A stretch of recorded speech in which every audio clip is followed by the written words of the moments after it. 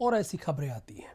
Corona ने हजारों बच्चों को अनाथ कर दिया। ऐसी ही एक कहानी शामली से सामने आई है, जहां मां बाप की मौत के बाद 3 नाबालिग बच्चे अनाथ हो गए।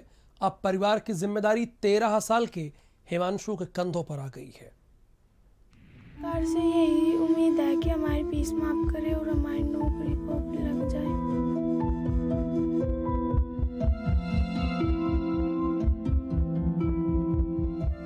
कोरोना काल में ना जाने कितनी जिंदगियां तबाह हो गईं, ना जाने कितने घर उजड़ गए, ना जाने कितने मासूमों के सिर से माता पिता का साया उड़ गया।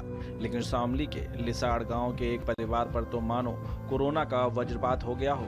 हंसता खेलता परिवार गम के समंदर में डूब गया। पूरे परिवार को कोरोना ने तबाह कर दिया। एक ही परिवार में 4 लोगों की मौत हो गई। पहले पिता, फिर दादा दादी और फिर माँ का साया इन मासूम बच्चों के सिर से उठ गया। अब परिवार की जिम्मेदारी 13 साल के हिमांशु के कंधों पर आ गई। अपनी बहन प्राची और भाई प्रियांशु की देखभाल के साथ खेतों का काम भी देख रहा है और भविष्य को लेकर आशंकित भी है।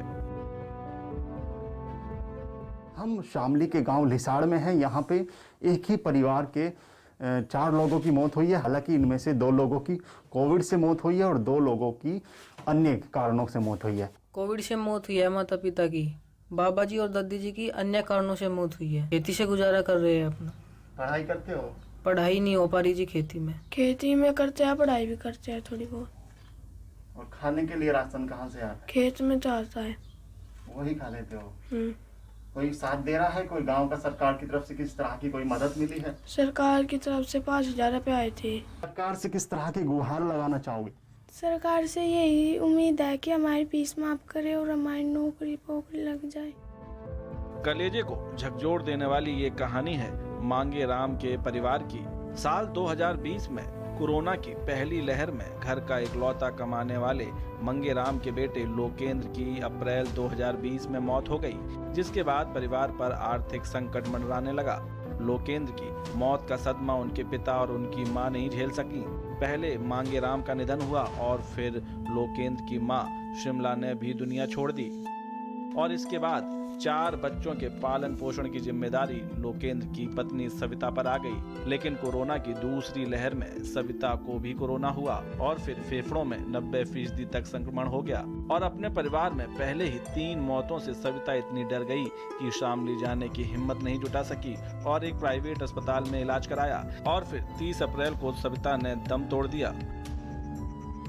मेरी भाई और भाभी की मौत कोरोना से हुई है जी। भैया की पिछले साल, भाभी की पिछले 21 साल 1 महीना पहले। तो तीनों बच्चे अकेले रह गए? हाँ जी, तीनों बच्चे अकेले रह गए। मैं रह रही इनके पास में, कभी इनके मामा जी आ जाते हैं। इनकी पढ़ाई की दिक्कत है बहुत ज़्यादा। इनकी पढ़ाई सरकार को माफ़ करनी चाहिए, चाहे फीस माफ़ करनी चाहिए, इनकी थोड़ी हेल्प करनी चाहिए जिससे कि आगे वो कर सके। कोरोना काल में इस परिवार पर गमों का ऐसा पहाड़ टूटा जिसका सबसे ज्यादा दर्द इन मासूमों को ताउम्र झेलना पड़े। लेकिन अब इसे नियति कहें या फिर किस्मत का खेल, लेकिन अंजाम तो ये मासूम ही भुगत रहे हैं। शामली से रविंद्र सुलनिया की रिपोर्ट, भारत समाचार।